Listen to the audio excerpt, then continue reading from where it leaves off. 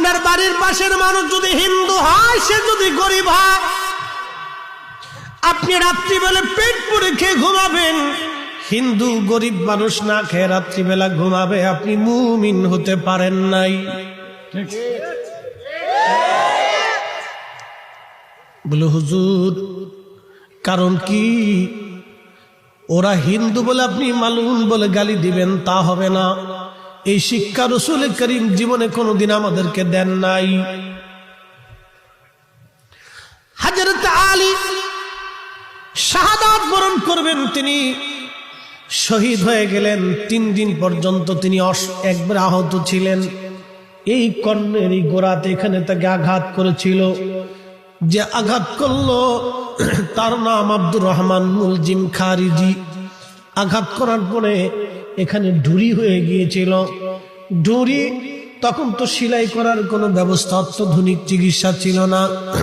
হযরত আলী রাদিয়াল্লাহু আনহু এখান থেকে রক্তক্ষরণ হয়ে হয়ে শুভ্র দাড়িগুলি তার ভিজে ভিজে রক্ত পড়তে লাগলো। 3 দিন পর্যন্ত তার রক্ত বন্ধ করতে পারে নাই।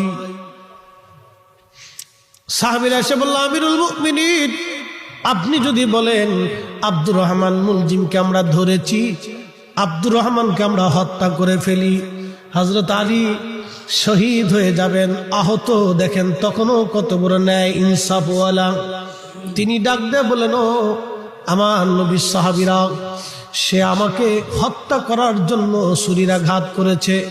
আমি যদি শহীদ হয়ে যাই তাহলে তাকে হত্যা করা তোমাদের জন্য বৈধ হবে, কিন্তু যেহেতু আমি এখনো শহীদ হই নাই, মৃত্যুবরণ করি নাই, অতএব তাকে তোমরা হত্যা করতে পারো না। চিৎকার মেরে জোরে বলেন না মারহাবা। আমরা হলে বলতাম মেরে ফেলে দেখ। হযরত আমিরুল মুমিনিন বললেন, না, তোমরা তাকে জেলে বন্দী করে রাখতে পারো, কিন্তু তাকে হত্যা করবা না।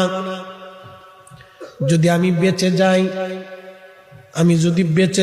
আল্লাহ আমারে বাঁচায় দেয়, তাহলে বিচার হবে ভিন্ন।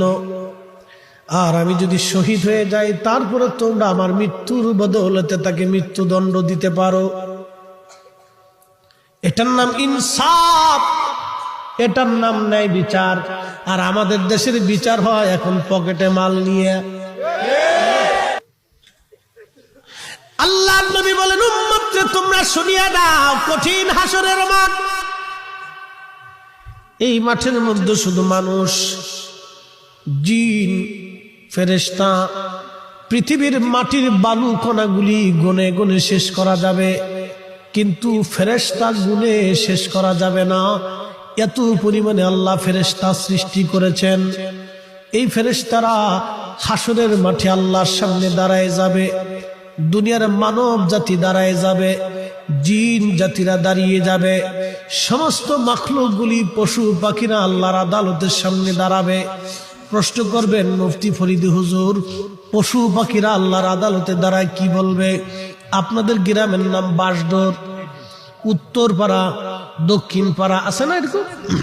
উত্তর পাড়ার গরু যাইয়া আল্লাহর কাছে বলবে, আল্লাহ, আমার বাঁশডোর গ্রামের দক্ষিণ পাড়ার গরু আমারে মারছিল, গুতাইছিল, আল্লাহ আমি আজকে বিচার চাই। আল্লাহ বলবেন, তোমার যেইভাবে মারছিল তুমি সেইভাবে মেরে দাও।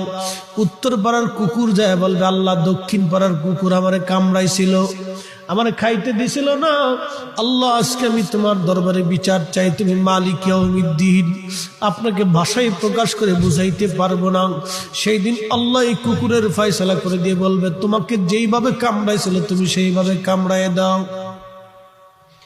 বিড়াল যে বলবে, আল্লাহ আমাকে মারছিল, আল্লাহ বিড়ালের ফয়সালা করবে।